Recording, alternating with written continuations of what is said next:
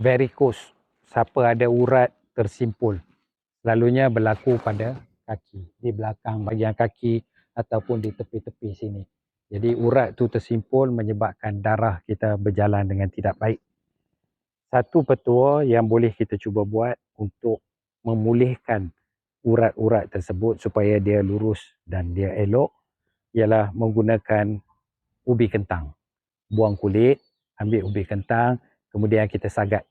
Sagat dia, grated, and then kita ambil dia, ubur dalam satu bekas, masukkan cuka makan dalam 2 sudu atau 3 sudu. Kalau macam ni 2 sudu dah cukup untuk bagi dia sempurna cover dengan campurkan dia, gaulkan dengan cuka tersebut, biarkan dia selama setengah jam. Kemudian ambil ubi yang telah dicampurkan itu dan tampal di bahagian yang kita ada varicose, urat kita simpul, ataupun kita rasa sakit-sakit, ataupun kita rasa urat kita tegang dan sebagainya, boleh buat. Ambil dia, letak di sini contoh, kita letak, kemudian kita balut. Bila kita balut, dia akan duduk situ dan menyerap.